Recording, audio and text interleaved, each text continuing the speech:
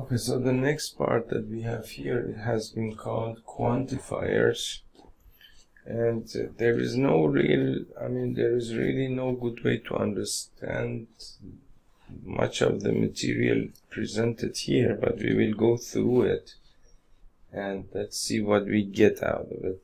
Otherwise, I read this twice and I didn't understand much. Sometimes this might be the only time that this has happened. This might have happened a couple times more. But sometimes they write something over here and you don't really understand why they have written this over here, or basically you don't really understand what it refers to. So sometimes these sentences really don't make much sense, at least not in the context here, and probably later you will be able to make sense of them. So we will go through this part, and then whatever we get out of it, that's fine. Whatever we don't get out of it, we can just move on. That's the only thing that really we can do with this. So basically the topic here has been called quantifiers, and a quantifier has been introduced as phrases like there exists, for example, or for example, for all. These kinds of words are used extensively in mathematics, at least in these sets of books. These two phrases are used a lot, and of course you might actually not pay much attention to it, but they are actually used with a specific meaning. You need to understand what they actually mean, and moreover, as it turns out, it's even important where their meaning does depend on where they appear in the sentence. For example, if they appear in the beginning of the sentence, the meaning could be. I'm not saying that it necessarily is, but the meaning could be completely different than if they appeared in the middle of the same sentence. So you need to be careful about that. But of course, there is something else that you need to pay attention to, and that is basically, for example, the phrase there exists, or for all, and these kinds of things that you might come across if you start reading these series of books, for example. And what you will find out is that these books appear only, for example, in this educational system, right? Now, if you, for example, go and read the OpenStax mathematics books,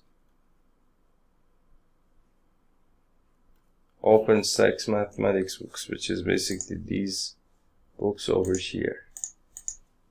So if you go to openstax.org, I was actually reading these books for a while, and for example, if you go to subjects and go to, for example, this book is somewhat starts from somewhat very basic concepts and goes all the way up to pre-calculus, and then after that you're supposed to read basically these calculus books. So, for example, if you read this book, or even the pre-algebra, or I'm not really familiar with these three books, but if you read this book or this book over here, then of course, basically what you will find out is that this phrase does not appear in that book.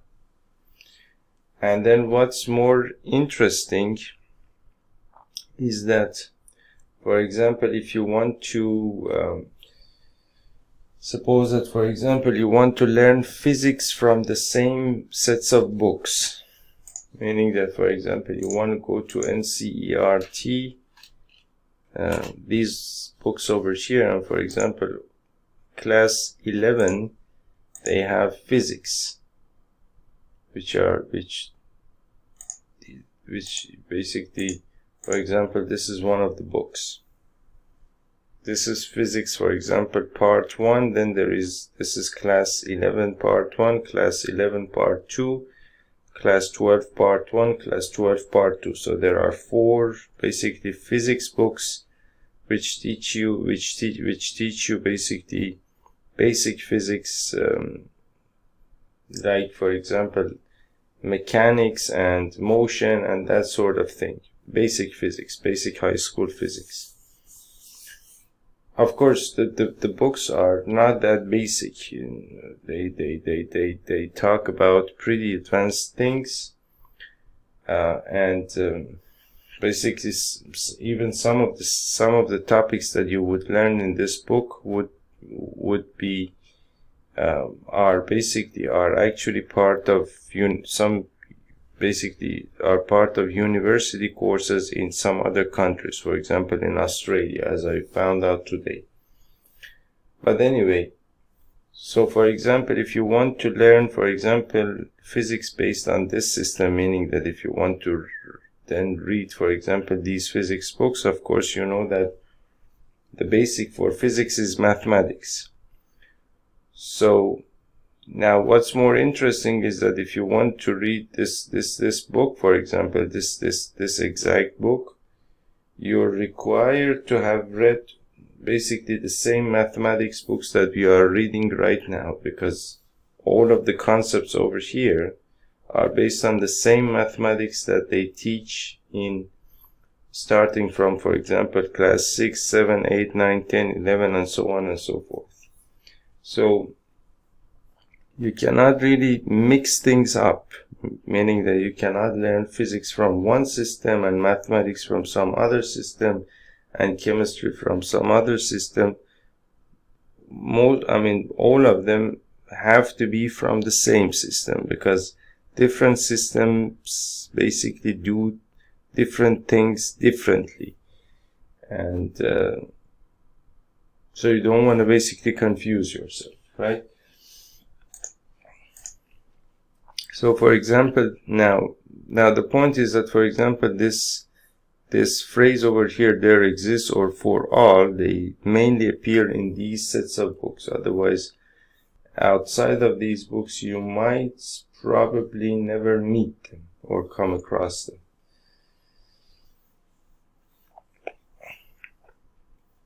Now, about what we are doing here, but something I need to add to what I just said, and that is, at least when it comes to the mathematics books that we are doing currently here, and this is class 11, and I have read all the books starting from class 6, basically the same sets of books. I find these books absolutely fascinating. Absolutely fascinating. Really, they have really done a great job. Anyway, of course, they do not need my testimonial, but now it says that quantifiers are phrases like, for example, there exists, or for all. Another phrase which appears in mathematical statements is there exists, which is again the same thing. So this part has a couple of problems, but we will basically, please bear with me until we get to the end of this part over here. For example, consider the statement, there exists a rectangle whose all sides are equal. So for example, you have this statement over here, there exists a rectangle whose all sides are equal. This means that what this means is that there is at least one rectangle. There is at least one rectangle.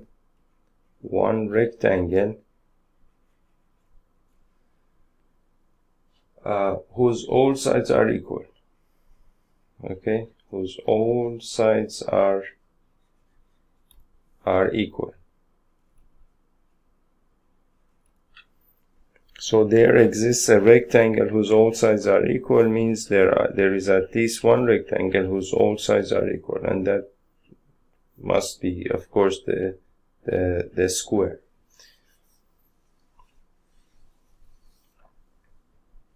Now there is one more thing here, and it says that basically a word closely connected with there exists is for every. For every, or for all, that is also there. Now consider, for example, this statement. For every prime number p, you have this statement for every prime number p, the square root of p, so p is a prime number. The square root of p is an irrational number.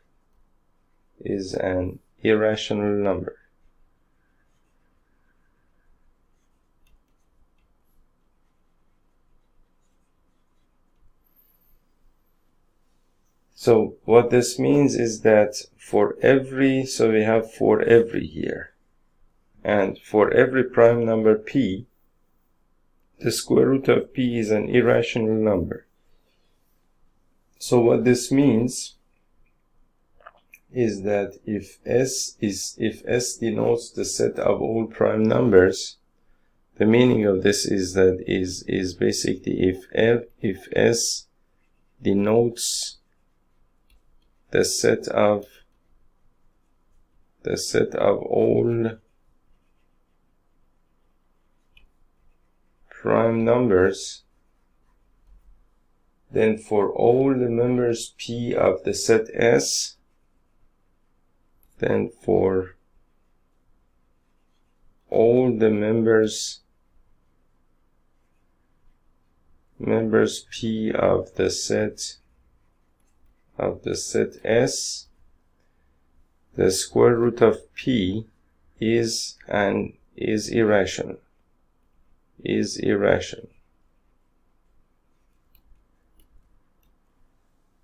an irrational number or is irrational. So in general, a mathematical statement that says for every can be interpreted as saying that basically all the members of the given set S where the property applies must satisfy that property. So what this sentence means is that we said that for every, over here, we said that for every prime number p, the square root of p is an irrational number, and then we said that the meaning of this sentence is if basically S denotes the set of all prime numbers, then for all the members p of the set S, the square root of p is irrational. Okay. Now it continues to say that basically in general, a mathematical statement that says for every can be interpreted as saying that all the members of the given set S. So here we said that there is a set S of all the prime numbers and all the members are denoted by P. So all the members of the given set S where the property applies, that property over here, which is the square root of P is an irrational number where that property applies, all of those members must satisfy that property, which is of course clear. Now there is something over here which I couldn't understand, which says that we should, and if you happen to understand the meaning of this, please let me know as well, because I did try to understand this. Maybe it doesn't make any sense, but if you happen to understand it, please let me know as well. It says that we should also observe that it's important to know precisely where in the sentence a given connecting word is introduced. For example, compare the following two sentences. So, for example, in the case of these two sentences, we have for every positive number x, for every positive number x, there exists a positive number y, there exists a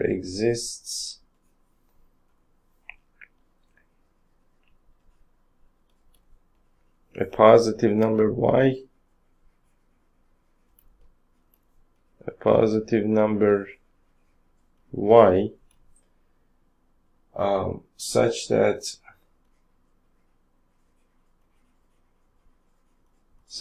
y is less than x.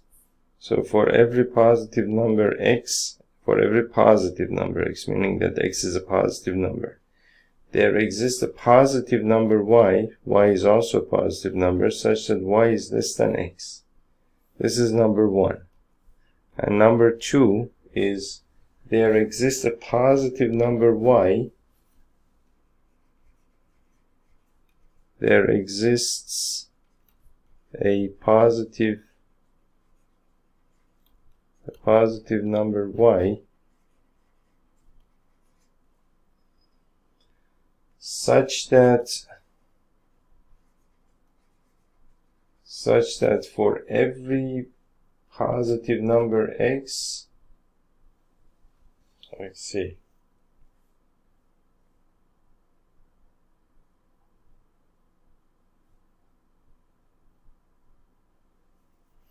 there exists a positive number y such that for every positive number x, for every positive number x, we have y is less than x. Y is less than x. Now these two sentences, actually these two statements seem to be exactly the same. I mean, the only difference between these two statements is that they just, I mean, you have moved things around. That's the only thing that we have done here. So that for every positive number x, there exists a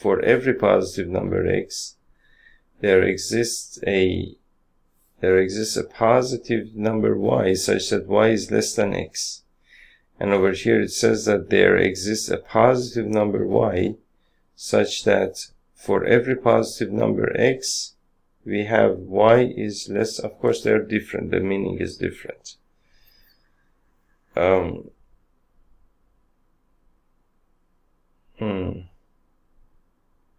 There exists a positive number y such that for every positive number x, we have y is, now of course this is false. I cannot, basically what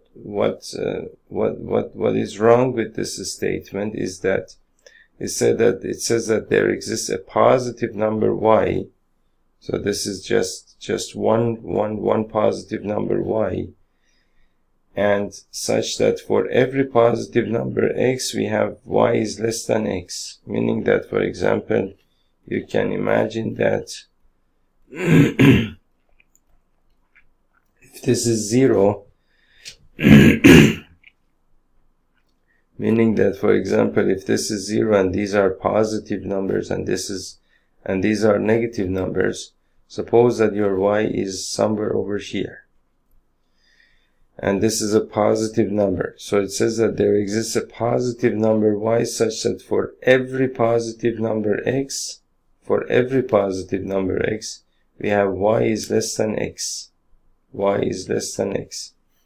Now for the x's that come before y, meaning for the x's that are basically 0 less than x less than y, for the x's that come between 0 and y, of course then this would be not true. So that's basically why, for example, this statement is actually false. Meaning that you need to, of course, you would understand your own statement and you wouldn't say this. But for example, over here, the statement is for every positive number x, meaning that, suppose that, for example, this is 0 and these are all the positive, basically all the positive x's that you could imagine. There exists a positive number y such that y is less than x, meaning that you can take your x over here and then your y could be over here. So here y is less than x. Now you can, of course, take your x, for example, closer to 0. X, and again y could be over here and still basically y is less than x, and this is supposed to be x, of course. Again, you can go, basically you can pick your x closer to 0, and again there will be some y less than x but still positive, in such a way that basically y is less than x, right? And it doesn't really matter how close you get to 0, meaning that even if your x is over here, for example, suppose that your x is equal to 0.00000000000000001, right? Even if your x is this number, this very teeny number, again you could pick some y which is still positive but still basically smaller than x. So that's possible. This is true, but this is of course false. This is not true. So it says that although these statements may look similar, they of course they do look similar, they do not say the same thing. As a matter of fact, one is true and 2 is false, as we saw over here. Thus, in order for a piece of mathematical writing to make sense, all of the symbols must be carefully introduced, and each symbol must be introduced precisely at the right place. Otherwise, as you can see here, the meaning of the sentence will completely change. Basically, in the case of these two statements, we are actually using the exact same phrases and sentences and so on and so forth, but we have used them in a slightly different order, I would say. And so that, as a result, what happens is that this statement is now false and this statement is true, although the exact same words might have been used in the case of both of these sentences. So it says that for a piece of mathematical writing to make sense, all of the symbols must be carefully introduced, and each symbol must be introduced precisely at the right place, not too early, not too late. Now, the words and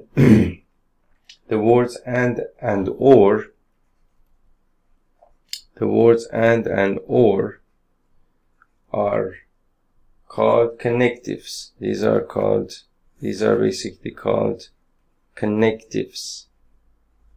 That's the word I had forgotten. These are word connectives, and there exists and for all are called quantifiers. So, for example, words like there exists, and for example, for all, and so on and so forth. These words over here are called basically quantifiers. Quantifiers. Thus, we have seen that many mathematical statements contain some special words, and it is important to know the meaning attached to them, especially when we have to check the validity of different statements. Okay, so it seems that we actually did understand the meaning of this part. So in the next video, we will talk a little bit about exercise 14.3, and although let's do it in the next video. I'll see you in the next video.